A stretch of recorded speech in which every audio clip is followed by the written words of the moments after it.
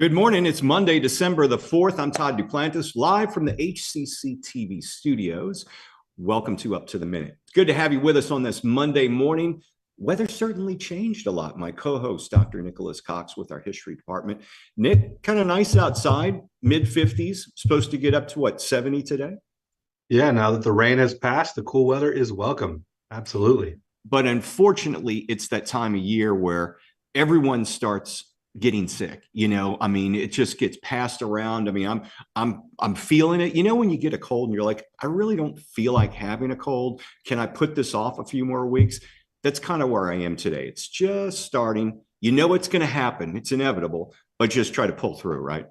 Yeah, I see this every winter break or even in May where faculty and students give it everything they have to get to the finish line and they collapse right after that. Yeah. Gotta let whatever they've been putting off take care.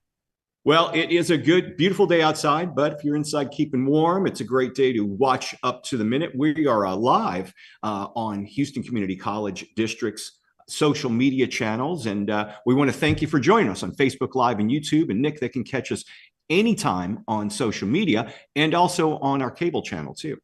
Yeah, that's right. In addition to being on the Houston Community College District's Facebook page and on YouTube, we're also on X, LinkedIn, and on HCCTV at noon, 5, and 10 p.m. Monday through Friday. Okay, it's Monday, Mental Health Monday. We welcome back one of our monthly guests to discuss our inner critic. Dr. Sean Fitzpatrick is the executive director of the Jung Center of Houston. Sean, always good to see you. Great to be back. Good to have you on the show. I know you've got a lot of exciting things happening out there at the Jung Center. We'll talk about that. And also inner critic, what that's all about. Stick around, Sean. We'll see you in about 10 minutes. Sounds good. Okay, first we're saying so long, not goodbye. We're not saying goodbye. We're saying so long to an old friend here at HCC, wishing him the best on the road to retirement. Dr. David Cross is a director of EEO compliance, Title IX, 504 coordinator with the Office of Institutional Equity. David, always good to see you. Thank you, Todd. It's great to see you too. Welcome back to the show. Love your show. Well, I appreciate that. And we want to thank you for your years of service at HCC. Exactly how long have you worked here at the college? So I've been here this December will be my closing my 35th year. I started as a clinical instructor with the Mental Health Associate Program. Now it's the Human Services Technology Program. And then I've been in this role as the Title IX coordinator, the EEO coordinator for 27 years. It's been a long, enjoyable run. A long journey, a long, rewarding one, though. And tell us why you say it's important to recognize where we begin.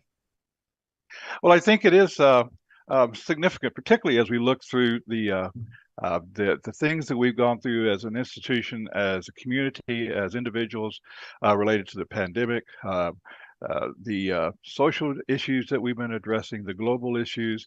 I don't think there's been a time in this world where we've had this much change moving at this rapid a pace. And we've all lived through this. We all have to acknowledge that.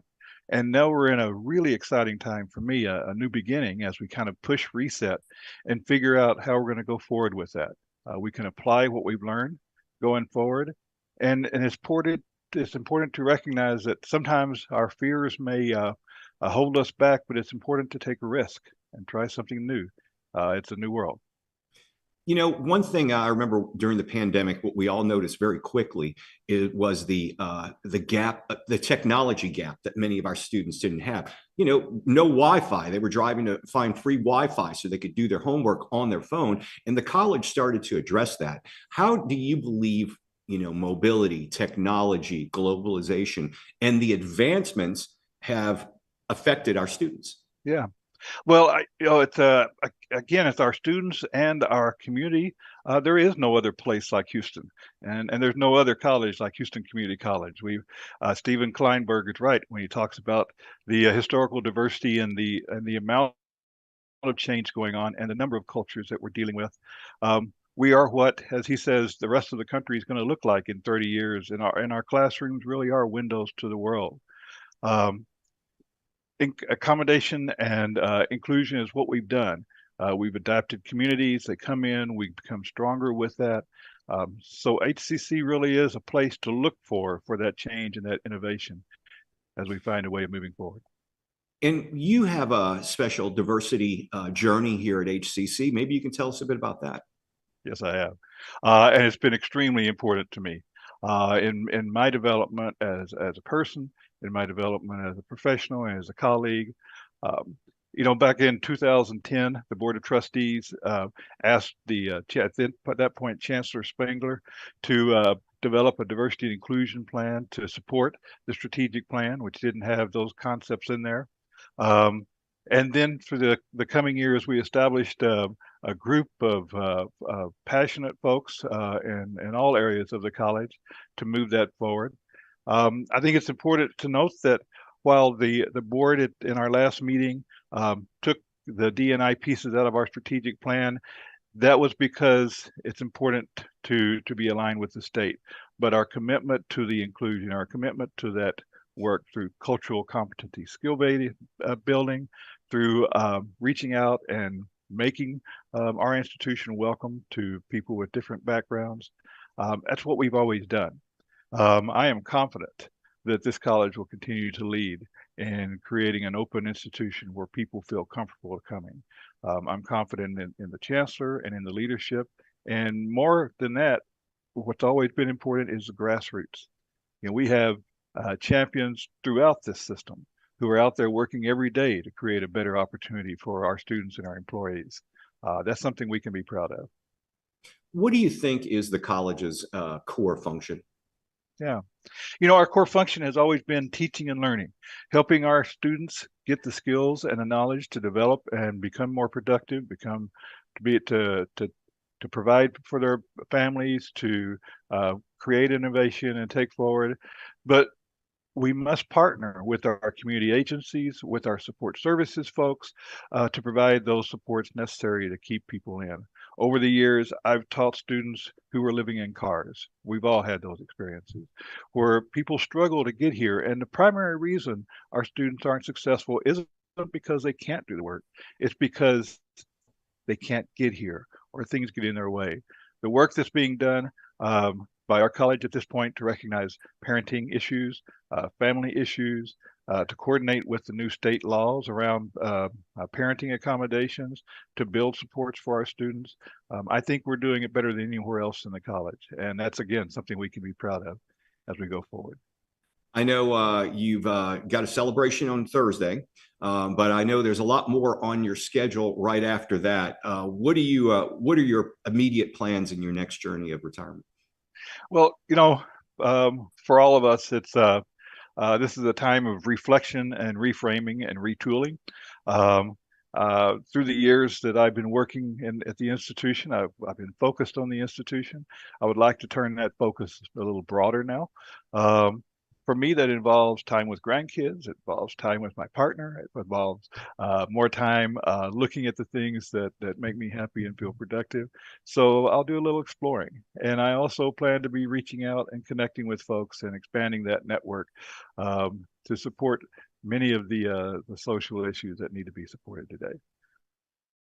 It's been a pleasure working for Houston Community College and with you, Todd, your team. It's been an experience that I'll never forget.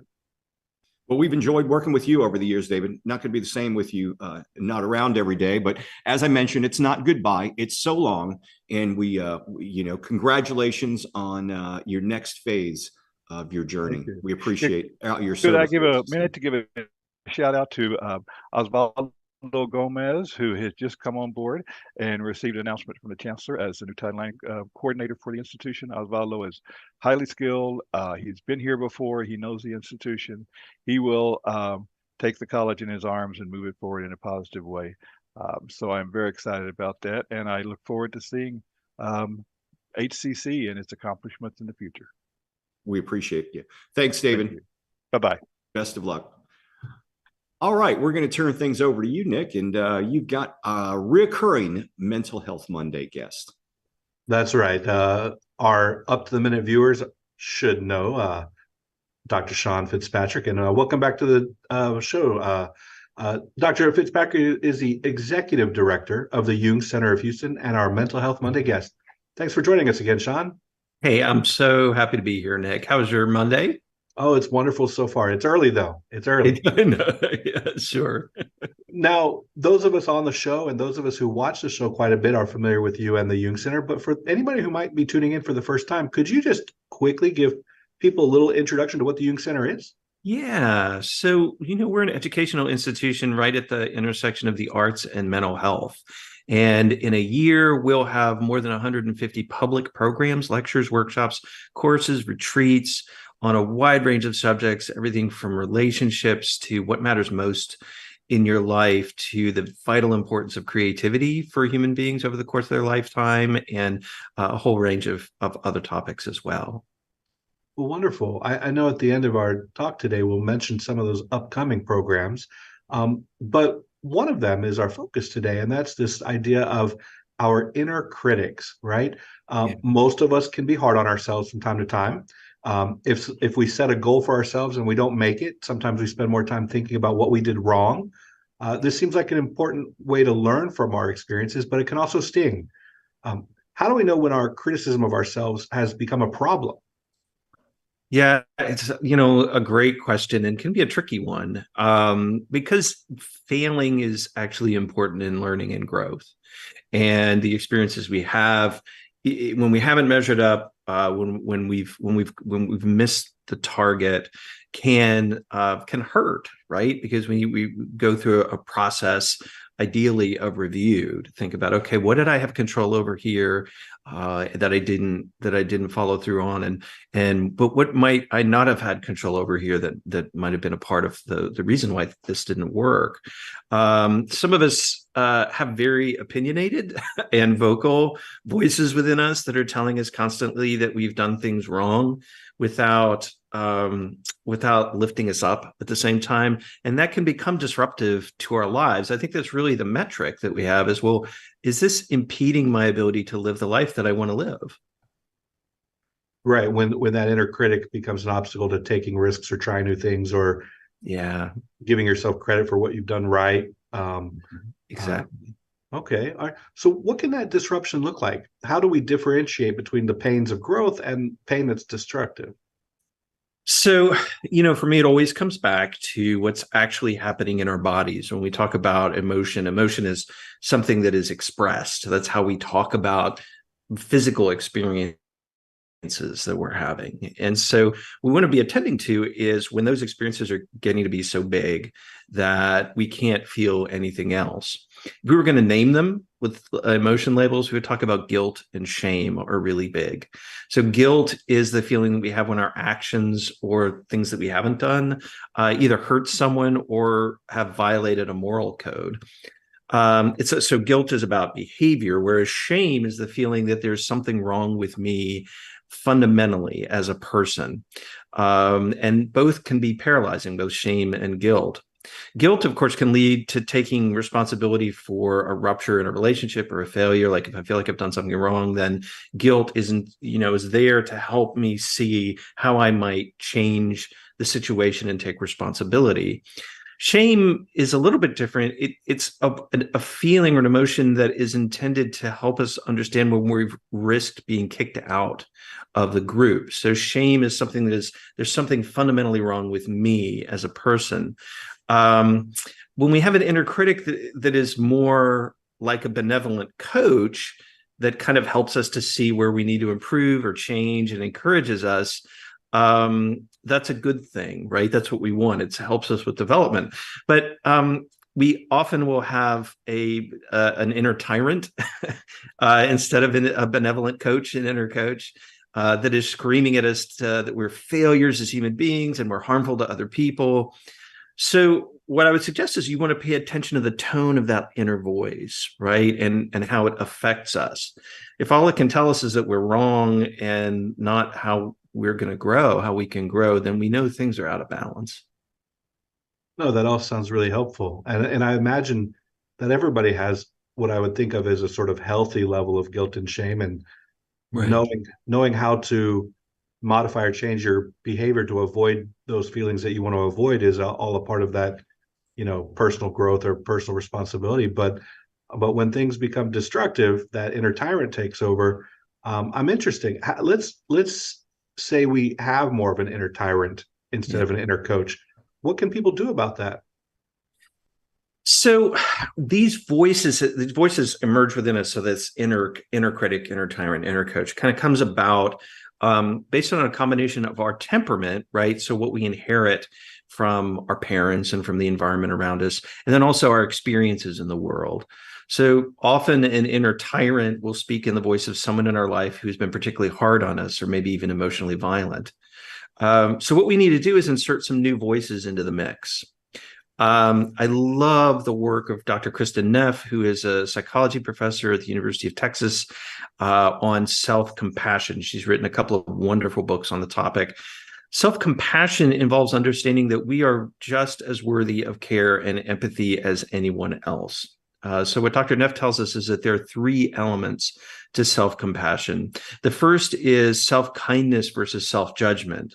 So an overactive inner critic has this self-judgment part nailed down. So what we need to do is be intentionally kind to ourselves, right? And notice when we're not, and start to speak in ways to ourselves that are more warm and understanding when we fail, or at least or maybe even respond to that inner critic with intentional acts of kindness. So when we've had these kinds of harsh experiences inside ourselves, that we're doing things to kind of nurture ourselves. And it really starts with speaking encouragingly and soothingly to ourselves.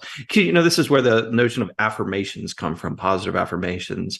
We're able to also say, you are good enough, right? I am good enough, and people care about me, and I am a force for good and compassion in the world. Those kinds of affirmations are really important when we have a strong negative voice within us. The second dimension of self-compassion for Dr. Neff is common humanity versus isolation. Every one of us struggles. Everyone makes mistakes and fails. We are not the only ones who are struggling and make mistakes. When we think we're the only ones who've messed up, we lose contact with everyone else. The third element of self-compassion is perhaps the most important. It's called mindfulness versus over-identification. If we let ourselves notice that this voice, this inner critic, is just one voice among many within us, and that their opinions come and go, we can allow other voices to develop and be heard. Intentionally practicing mindfulness is a great way to develop the room for other voices to emerge within us. No, that's great to hear. Someone can potentially be strategic about interrupting that inner tyrant and bringing in some positive affirmations from either daily aphorisms and mantras or just positive support from your peer group, your friendships, your family members. All right. So before we bring us to an end today, what are some things you've got coming up at the Jung Center? Well, it just happens that this week we have a wonderful program that connects with this theme. It's called Getting to Know Your Inner Cast of Characters. It's going to be held on Saturday and taught here at the Jung Center on site. It's taught by Felix Gardino, who is a wonderful, wise psychotherapist who's been teaching for us for decades. And the workshop helps you engage directly with not just the inner critic, but the many voices that we carry within us. And so if people are interested, I would encourage them to check that out. We also, in a couple of weeks, on Friday, the 15th of December, we have a program called The Unexpected Life. And it's a co-sponsorship with the Council on Recovery. We'll spend the day thinking about how to build a meaningful life beyond the process of recovering from addiction or trauma. We've got a wonderful kickoff speaker, Karen Walrond, who's the author of the Lightmakers Manifesto. She's also best friends with Brene Brown, who's been on our podcast a lot. And we have a range of other wonderful presenters as well. Okay. All right. Well, let me ask you one last question here. The college is going to close down for a couple of weeks during the holiday break. I'm not sure we'll see you again before that comes, but we have a lot of faculty and probably some students who maybe they find themselves pretty busy until the break. Do you guys have some stuff coming later in December, early in January that our faculty or students might take advantage of? Well, we're on the 15th, maybe? Well, what I'd say is that we have a lot of online offerings that people could take advantage of. And so go to our website at junghouston.org. Between the 15th is the close. For us, we're on an academic calendar too. So I wondered if you guys might have the same break we have. And those online things, are they asynchronous? Are they videos and participatory where there's peers and live virtual interactions? How does that work? During the break, anything we have will be asynchronous, but then coming in the spring, we'll have more things that are hybrid, that are synchronous. Some online experiences that just happen online, and some where we have a live class here and also live participants. So, well, that's wonderful. And if we don't see you before the break, I hope you have a great break as well. Thank you, Dr. Sean Fitzpatrick. Thank you. Thank you so much, Nick. Take care. We'll have more information in our post after the show. All right. Thank you both. Happy holidays, Sean. Enjoy your break. Thanks. Thank you so much. All right. We've got a couple of announcements to get through before we wrap up the show. One of them happening tonight, a big band concert. That's right. It's happening at HCC's Northwest Performing Arts Center.